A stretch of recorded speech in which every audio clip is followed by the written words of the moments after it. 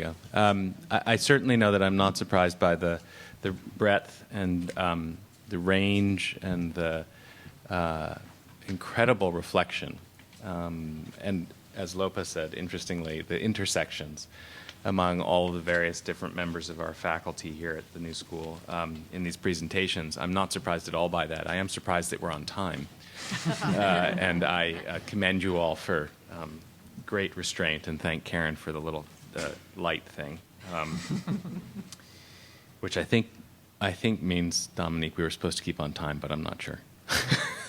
Well, they seem color-coded in 3. Yes, or that's true. It could also mean that we have certain kinds of threats in front of us. Temporality. So I thought I would just start by, we're going to have a little discussion among the panelists, and then we're going to open it to questions from the audience. And I just thought I would begin by picking up where Lopa left off, which is to say in the sort of intersection among the various different panelists, and I was amazed at the role, but not just of risk, but also of time. Time actually struck me, and yes. Vicky started there as the sort of thread that drew all of these various different presentations together, geologic and historical and cultural and political manifestations of time. And in a way, it becomes the geography of this territory of risk that we talked about, time being the defining feature. And so I wanted to put that out there, and I don't have an order to this response dialogue. I don't know how you organize a dialogue among 10 people, but I wanted to say that and see if maybe it's an entry point for anybody on the panel, and I could call on you, but you could also start by saying, I'd love to take on that question. Or I could say to Vicky, you started there with the temporality, and we could begin in that way. I don't have a well thought out response. I was also struck by the same thread running throughout them. And my own thoughts had tried to focus on the current moment and what it means to try to think about the current moment. And it seemed to me several of the other presentations were both doing that, and then also trying to link the current moment back to geologic time, to other moments. So the sense, I would like people to talk in some sense a little bit more about their own sense of temporality and how it plays. I had been struck by the sense of the future and the way in which I think the politics right now is as much about the future as about the past, and that's a huge shift, I think, and maybe tied to the questions of risk. And to go from front to back to Elizabeth and to Jamie, the portal to this world, I mean, there was a kind of constant sort of looking backward, and then this last moment you bring us up to this world, but is there this kind of future geologic time? I mean, I was struck by yours thinking, the Earth just doesn't care whether we survive or not.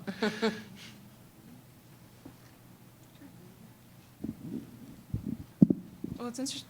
Is that on? Can you hear me? Yes.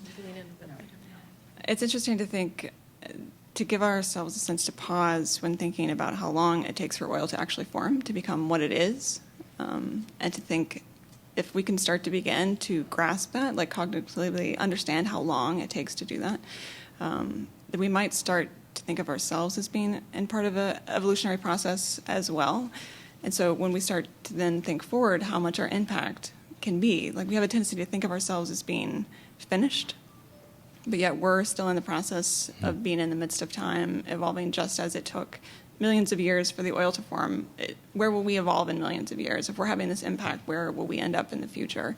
And that we have a tendency to only look at the present and not see ourselves looking forward, but yet we have this impact. So I think always in looking back in time, it would be interesting as humans now with this impact to start thinking forward in those spans and where that might take our process.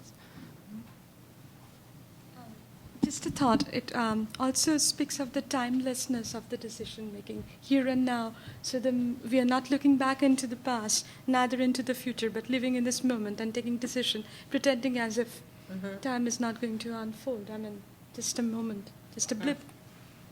But you were also, and Elizabeth, maybe you want to go here, but I also, Lopa, was amazed at the kind of, yours is almost a generational time, it strikes me, right? Because the issue of risk is completely tied to generations' capacity to predict its impact on some future generation, and particularly from an economics perspective, how we discount that future becomes critical from a time horizon, no? Indeed. This emphasis on the immediate and here and now and the present moment of crisis, this kind of makes you forget that you continue to live not only in your lifetime but also through the life of your progeny. But that moment is lost when you're talking about interests being served at this immediate moment for this one single person and completely independent of any other consideration. So we might also think about issues of, just to stretch this and to be really, really provocative, issues of, neoliberalism or things about complete preoccupation with individualism or complete preoccupation with the self-interest motivations that drive people at any point, at any moment of time. So, and by being here and now, you forget about your sense of accountability, both to time and to the generations that were in the past and to come in the future. We've been struck in our art practice by folks who argue, including some cognitive psychologists, who argue that humans are literally cognitively incapable of imagining much beyond, a few generations. That we literally cannot get our heads around what deep time in the past or the future means.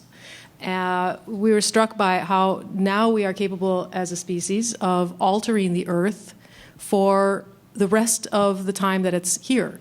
The things that we've done in the ground in Nevada will be a part of the materiality of this planet until it's burned up by the sun. If we can do that, we've got to start figuring out ways to cognitively grasp that scale of time. And it strikes us that perhaps aesthetic experience and aesthetic practices can help us to do that in ways that perhaps other ways of using our heads or our brains don't. So that's kind of the experiment that we're interested in and engaging in right now. I think following on that, one of the things that I noticed about those insets in the New York Times in the front section is that they look, except for the fact that they include an image, and I think that this is important, they look very much like the other inset that's been in the New York Times now for years and years, which is the names of the dead, which is detailing the people who have been killed on a daily basis in the Afghanistan and Iraq wars. And so one of the questions that's coming up for me as I'm listening to all of you is this question about the time it takes to become, so a shortened kind of temporality, but I think it links to what Elizabeth was just raising, the time it takes to actually become accustomed to something so that it is not just normalized, but a thing that is beyond action, right? So it is a thing you are now watching as opposed to a thing that is happening almost. And so I think to some extent this idea of what can be done to produce ruptures in that sense of being accustomed seems like a very important sort of set of questions for especially visual makers. But I think, can't find you now. Hugh, I'm sorry. Thinking about the way that language functions to actually also reproduce these, not just to scale down risk, not just to say things aren't as bad as they really are, right? But rather to actually create these ways of imaging and talking about what is before us that make sense of them even as we go, so that we do not question them, right? So that those ruptures are not apparent. Yeah, I just pulled out. I think we all ended up searching for BP on Google. At least I did. This is not something I normally write about. And in searching for BP on Google, I was interested in the search terms that popped up. They were BP stock price, wiki, ticker, history, BP stock ticker, BP oil spill, BP bonds, BP rep Randy Prescott, and BP ticker symbol. So that it just introduces another temporality that's very important and is in collision with these much larger temporalities of the planet.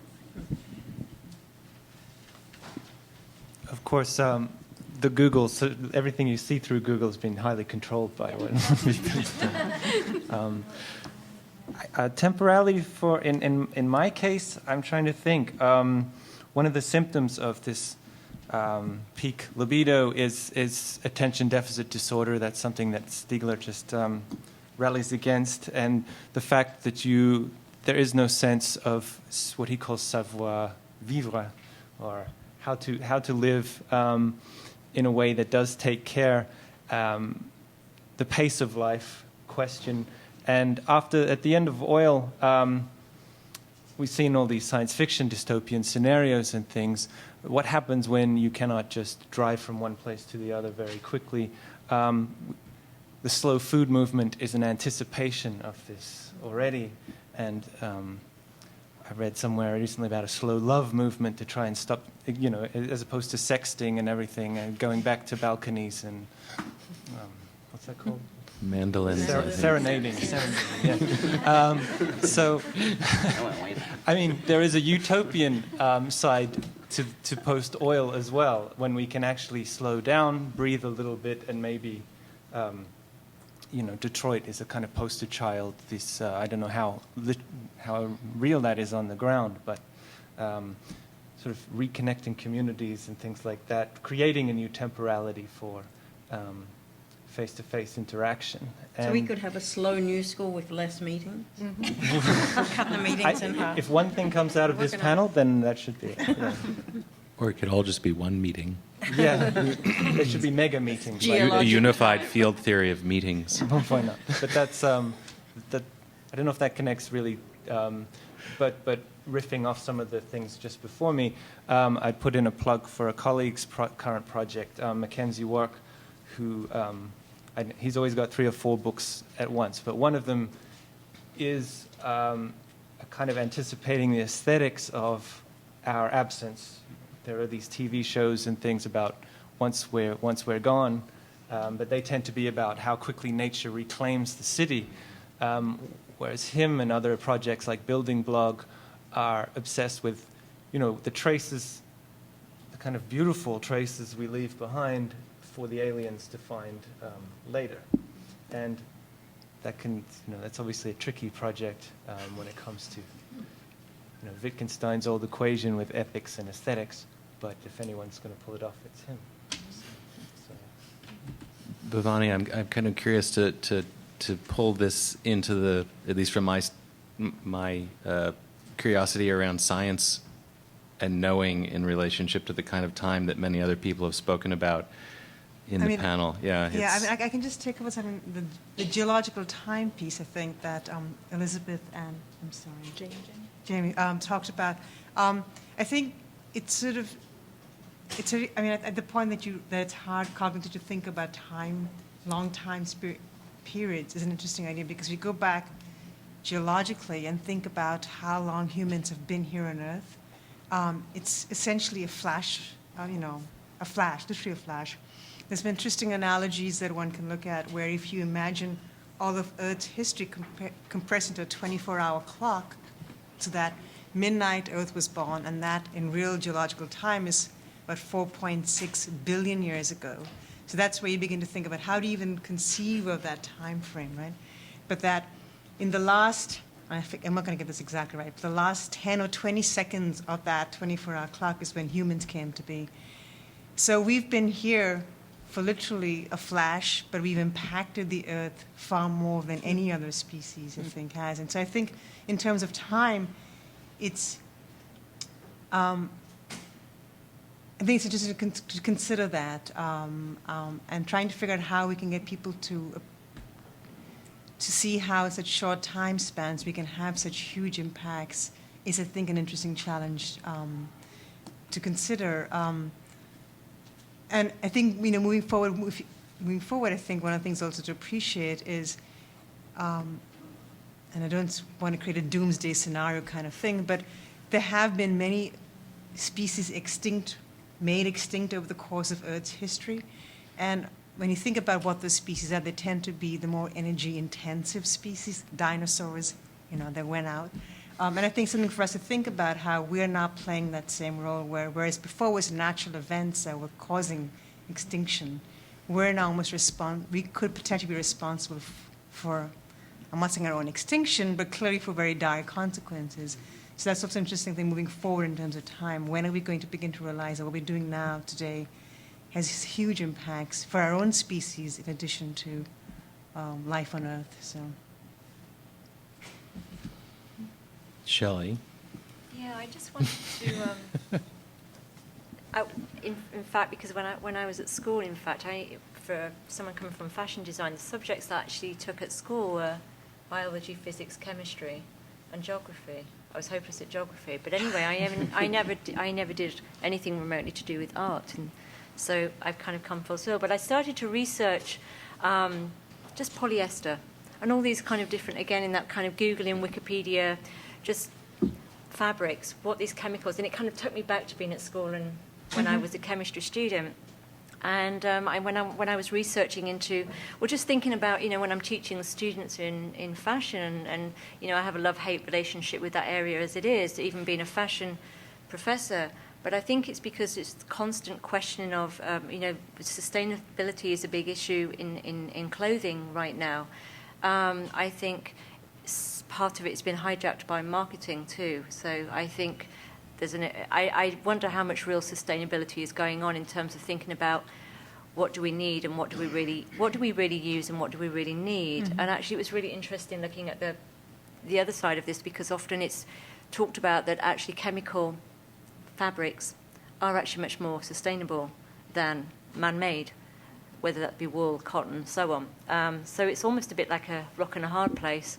It's like, which we need all of this stuff. So every time I was looking into all the chemical makeup of all these kind of polyesters and polyurethane and it was enormous. And you suddenly realize we use every single bit of this stuff, whether it's the soap, whether it's the plastics, whether it's the rubbers, whether in whatever you're using, and this here, and you're just trying to think about that kind of relying on.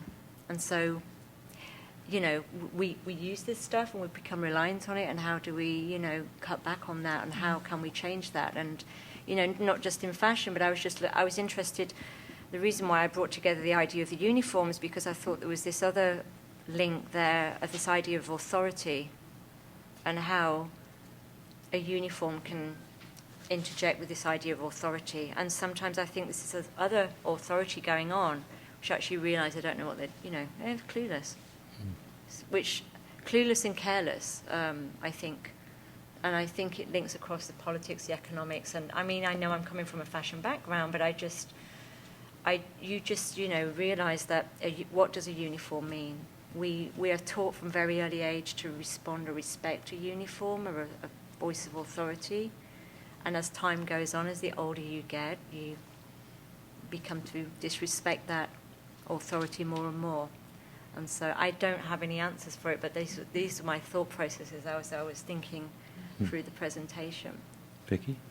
I wanted to introduce the, not surprisingly, politics of time, and to come back to Shana on, because there's a way in which I think we have moved back and forth between actual conceptions of time and whether we have the capacity to grasp them. Which is one question, but the other is how our conception of time is being shaped and changed all the time. It seemed to me your presentation was very sharp on that, of the way in which it was made to end, or made the visibility and invisibility and the sense of time really brought the political dimension of time into focus for me. So there's something about trying to keep clear. It's not really a question for you, just to be mindful, I think, of when we're talking about time as an abstract and unmediated process and the politics of it. I'll put it in the form of a question. How long does it take to become invisible today? Right. This is the interesting thing, and this kind of also ties up with this issue of uniform. You can be invisible in uniform, and yet you can be the symbol of authority once you just change uniform and to be to don a completely different role. Well, so it's interesting that the areas that we're protecting, or the areas that presently we're protecting the most. I know there's been a warning going out to American tourists not to go to Europe recently, but the very things that we travel through the airports, you couldn't get more security if you tried, but it seems to be just random. I've been just travelling back to London and back to New York constantly. It randomly changes. It's just so people are in uniforms and there's this sense of security, but again, I think, like what Joel started off with, this, are we surprised about the oil spill? Will we be surprised if there's another thing goes on at another airport? Because you can pick holes in this authority constantly because it's not actually thought through. I think it's incompetent. But I think it's because it depends where we really... How do you portray security to an audience that's traveling through across the world? I think we should open it up to audience questions. And are there microphones that we have microphones in the back? So I saw a hand go up here, this gentleman on the left, and then I saw Jean down here afterwards. I'm Joel Kupferman from the National Lawyers Guild, and we just came back from the Gulf. And after speaking to some of the people down there, the amount of pictures that you showed, you'd probably be arrested. There's a problem that people have come to the Guild for help, that there's communities along Mississippi where they want to fight back. They're trying to figure out what the government owes them and what BP owes them. And we heard in one case the mayor sent the police chief out to seize all the cameras that people had. Wow. Yeah, the media people can't even get closer than 65 feet to a lot of the spills. So it's amazing in terms of, I think this is where uniform, which in this case has become BP. It's the local government has even given in to BP, but it's really scary that we're not getting visuals anymore, and we should ask why. So.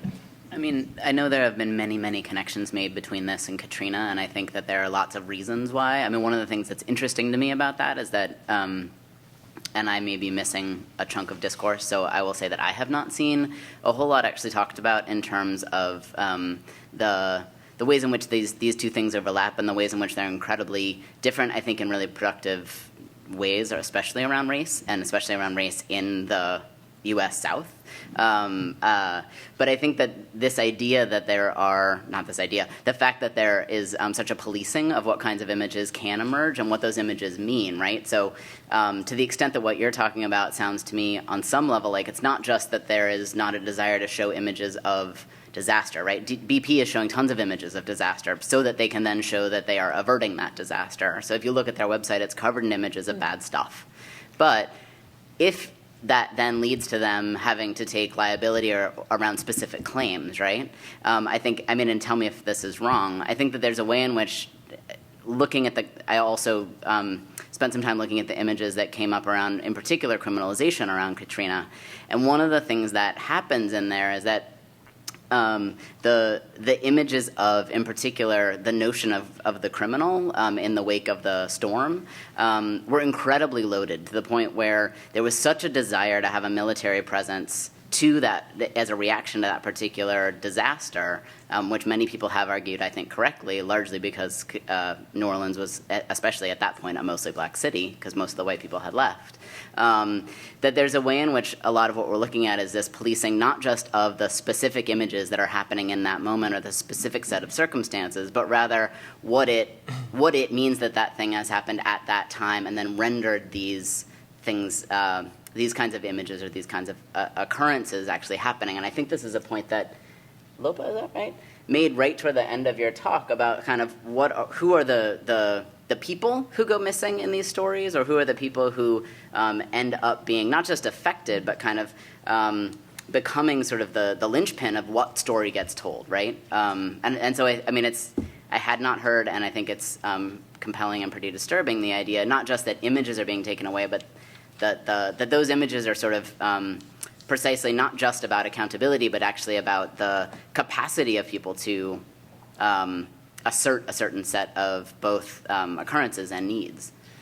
Isn't it also possible, though, that we're not demanding the images as much as we were when we were consuming them in the way that and what Vicky started with, which, you know, is that at a certain level it's been the most mediated disaster until the next mediated disaster. Right. But each time we raise the bar on how much we represent and map and discuss, and yet at the same time there's a certain willingness on the part of, can you say, the public to not demand constant imagery of it, because there's a certain saturation as well. I mean, is this not I just want to add the main use of the dispersant is not to get rid of the oil, it's to get rid of it out of the camera's eye. That's the important part. So BP is not out there showing us all the good stuff. They're really using, all their actions to get rid of the stuff. So we suffer from that Haiti fatigue and Katrina fatigue, and it's just, most people outside of that area are going to forget about this story in a few weeks. So, Jean? I find this very fascinating, and I want to thank everybody for digging into your professional selves to find out what emerged as a result of this rupture, particularly in the context of what's an acceptable landscape of risk. And what has really been on my mind is how, in terms of time, we get to another relationship to ourselves and the earth where what we're talking about wouldn't even be a possibility. And what keeps coming up is our own ambiguity about our relationship to our bodies and to the earth. In other words, we have so devalued nature that we can rape it, like you said, or we can rupture it. I mean, every single person referred to the atrocities. But I think at the same thing historically that has made that possible is also the way we think today, because we've separated our minds from our bodies. And we do not, I think it's so fundamental that even if this is correct, I can't get myself out of this rut, that we pour toxics into our bodies to cure our ills. I'm furious if I start to nod off if Liz is talking to me or something. I'm superhuman. My body, what's wrong with it? So this whole, stereotype that poor Descartes, I feel badly for him. But, it is there. I think, therefore I am, but I'm also, aren't I what I eat? And I hear all this ambiguity for all of us, and I think that the landscape of acceptable risk is grounded in devaluing the body and nature. And I have to add, because the word rape was used, that Francis Bacon put women in the basement with nature. So I really think that the temporal thing is, I don't think we're incapable of thinking in large time spans. I like to think about the beginning of the universe. That's one of my favorite. I love collecting all those mythical stories. I think right now we're incapable of acknowledging that we are part of the earth and we are doing this to ourselves and our children. We are just as affected as those oil-slicked gulls. I don't think we can take it in. And the fear that's underneath it is behind not just the lack of photos, but that we're all rushing on. Oh, you don't have enough time to keep going down there. It's fabulous that you go down there and bring it back. So, but that's why it's so Jean, wonderful. It's all of us. Do you have a question? No, I don't. I want to ask you how each of you. Thank you, Joel. What's your response? Do you feel yourself part of this or separate from it? Looking at it at the safe distance of being an academic, being an artist, being a researcher. And you don't have to answer me, but just something for us all to think about. Thank you, Joel. Maybe we should collect some questions. Yeah, let's get I saw a hand up over here. And there's one back there. And there's another one. And I think Jean was There's one in actually the trying middle. to see if she could get anybody to have sympathy for Francis Bacon, but I'm not sure. Hi, my name is Sharon. I'm also an artist, and I also went to the area of the spill just to kind of randomly investigate, and I was followed and tracked and all of that. So I vouch for what he's saying. But I was actually interested in the fact that you were talking about geological time in parallel to that, I'm also interested if anyone here can think of a time where, like in human history, where there was like such a extreme move to like, I mean, I wouldn't say even like brainwashing of the public, to privatize public commodities or public spaces, or and how did we move out of it? Because we have cycles, and so I'm wondering. So it's just a question that I've been thinking about, like, if people can like come up with that. Okay, and let's take one more where was it, Vicky? You said. I think it was. I'm going to take a risk here. And pose a challenging question to all of you. My name is Norka Shedlock, and I wonder, would any of you, and this is not disrespectful, have been able to talk about this without any influence of petroleum products? Google, your screen, your technology, the images, maybe only the spoken word or the writer. So my question is art becoming science again only? And is that the answer? Who could have done their presentation without petroleum this evening? Any one of you? I couldn't have. I mean, that's the short answer to your question. It's the bigger question is whether every petroleum right. product I is think, problematic. sorry. There's someone down the end wanted to respond. You want to take it, Bhavani? Go ahead. Yeah, go ahead. I think you're absolutely right. I mean, I think just today I was in a science class where we talk about energy and sustainability. And I laid it down. I mean, the reality is we're driven by fossil fuels. Our economy is driven by that. And I think we have to stop and think about what does that mean. I think it's consumption that's driving it. So I think we need to reflect on what we really need to live with. I mean, and I would even raise it further. Are we willing to change our lifestyles? Because going back to what Jean said, we're not connected with the earth. I mean, if we stop and think about what made us be here from a geological perspective, life is here because of the interactions between the geology, the biology, and the chemistry. If you look at Earth's history climatically, or with climate, there's been huge fluctuations. It's all been natural. This is the first time in Earth's history that we're making those changes.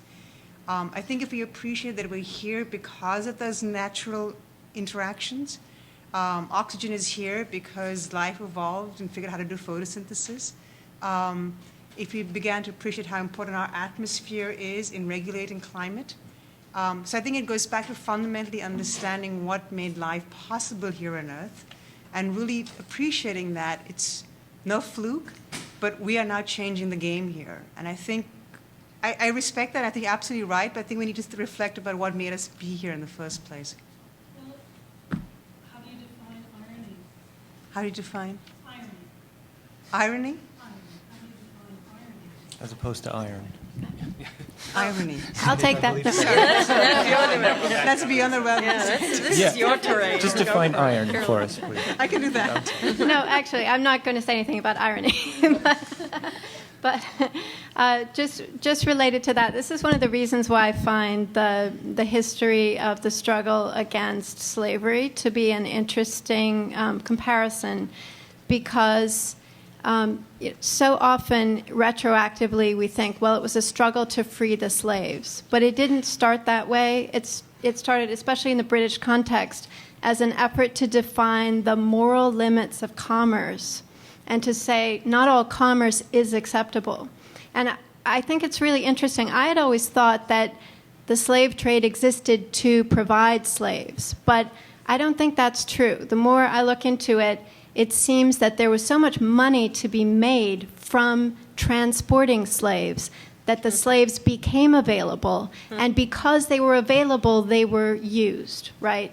So there's obviously a parallel with oil. Because it's available, we use it. And it would be possible, I think, to say there are moral limits to using the products of the earth to trading and the products of the earth to doing offshore drilling or transporting or whatever you might. And you can make that argument without us already going, pretending we're Robinson Crusoe, I'm not using oil.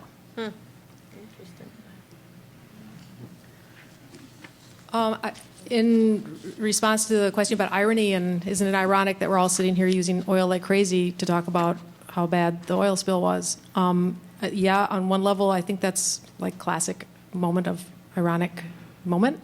On another level, I think something else is starting to emerge culturally and in various practices. I think that's one of the things we were trying to get at with talking about the quote-unquote nature walk in Greenpoint. You could take that nature walk as an ironic nature walk.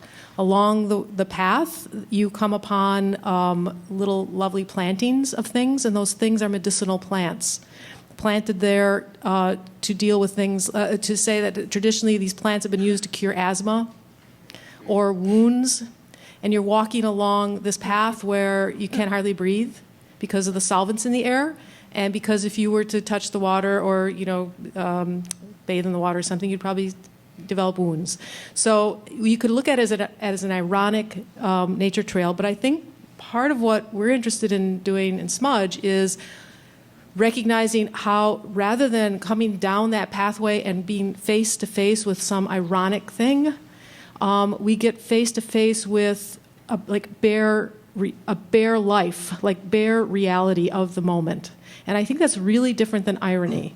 And I think we can do different things with bare realities of a moment, stripped bare to the fact of it, the presence of it in our faces that we don't do with irony. And I think that's the power of that particular nature walk, that it doesn't just provoke an ironic response, like, oh, wow, yeah, medicinal herbs, wow, that's really organic. But it does something really different. And that's what we're trying to get at, to try to understand for ourselves, because that's the kind of aesthetic practice we'd like to engage in, not the ironic gesture, but the gesture of making something so accessible that we can do something with it. I'd just like to pick up on the slave labor market reference, just because it's not really stopped, it's just moved. And I think particularly in products across, but I'm just looking at my own industry, and it's because now more than ever before we have cheap and we have it fast, and if you want it fast, it's going to have to be cheap, or things are going to have to get undercut, and the only thing that can be undercut when you're making any garment is the labor cost.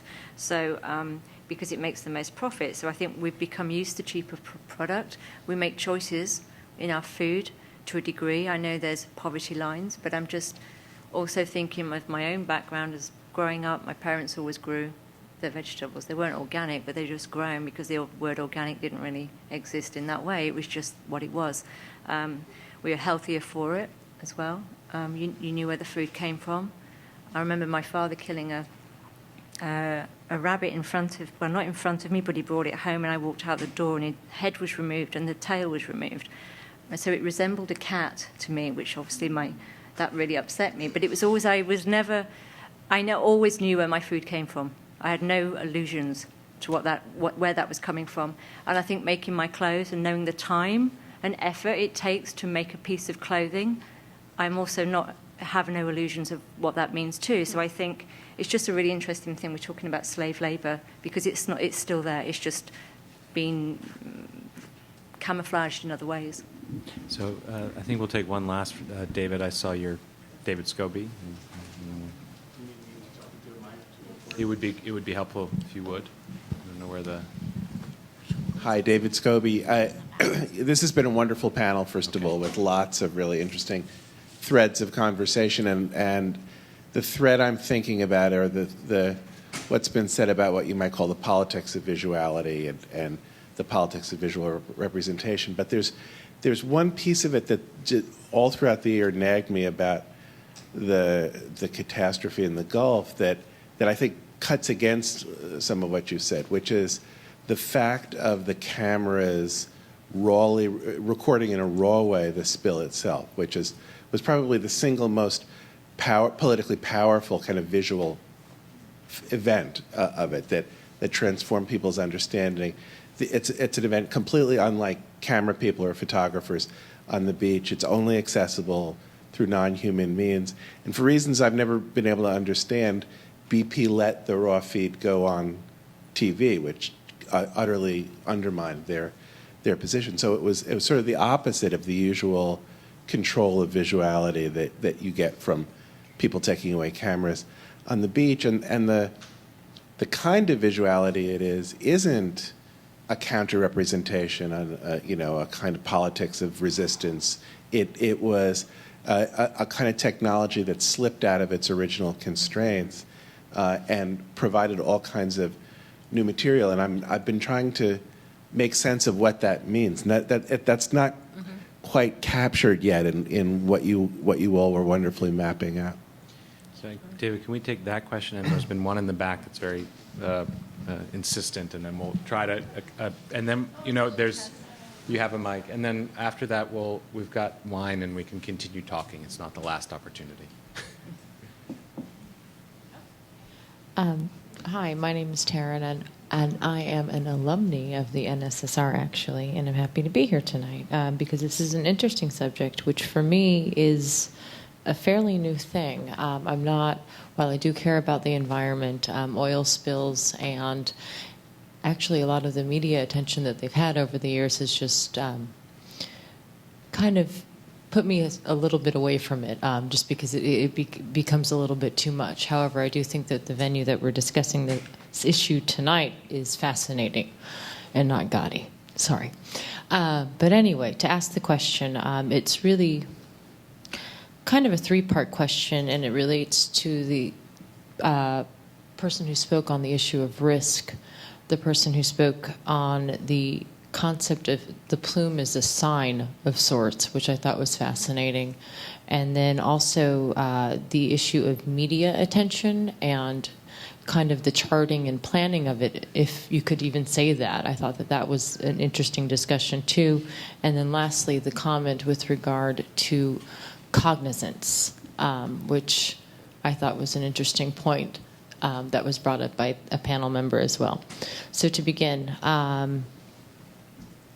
with respect to the concept of the plume as a sign, I'm curious what the actual and current risk implications are of that in its fully implemented use. So not speaking in terms of social sciences and cultural studies and signs, but more practical, hands-on. What does the plume present currently to our world as an actual risk? And then in addition to that, I wanted to confirm that that was kind of what the panel member was heading at or touching on when she was discussing the issue of what it means that we are now focused, what it might mean of the fact that we are now concentrating more of our attention on the idea of the fact that there are plumes and actual oil drilling rather than oil spills when the situation arose, which it did recently with BP.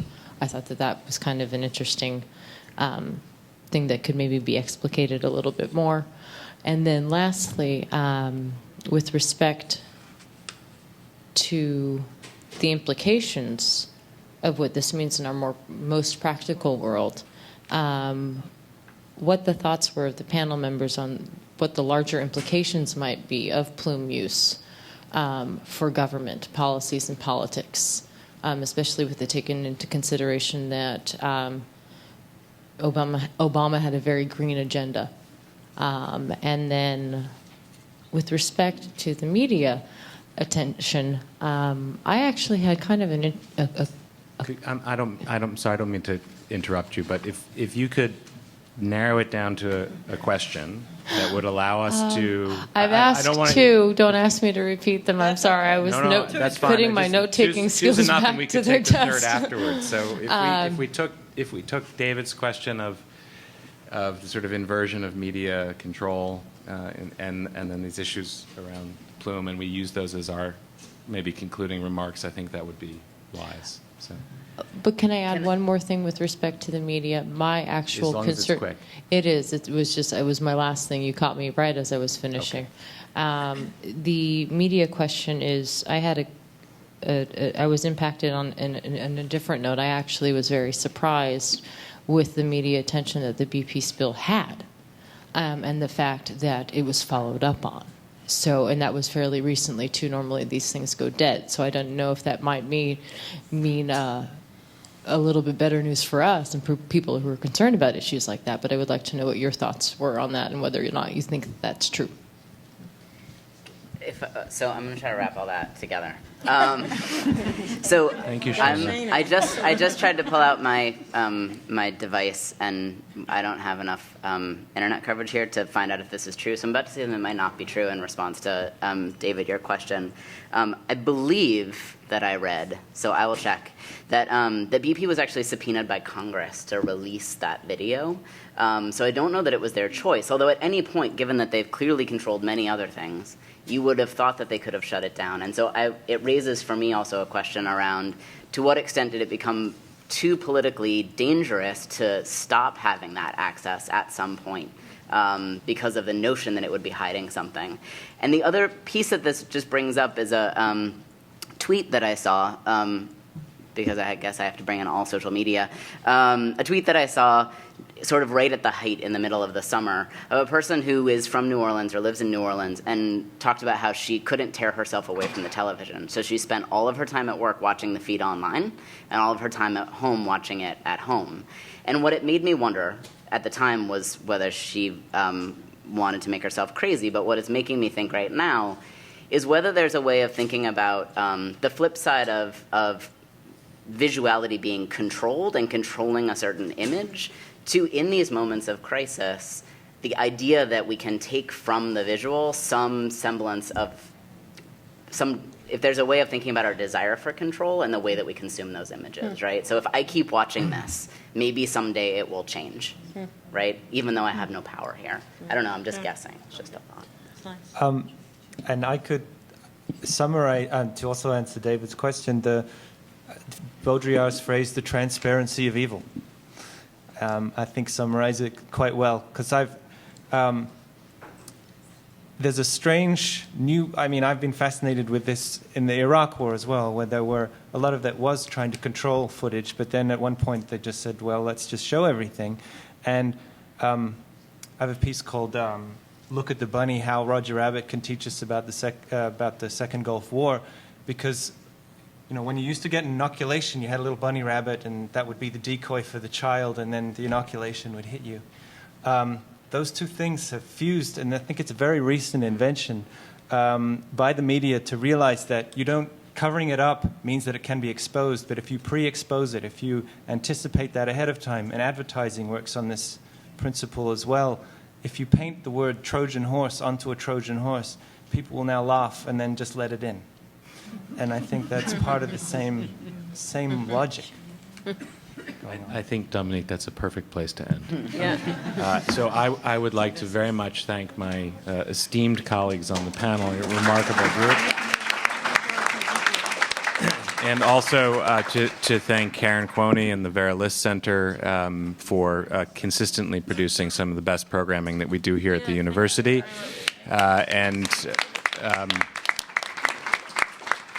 And the pleasure of being able to collaborate with the General Studies and NSSR on the production of this event. So thank you all, and let's have wine to drink and keep talking.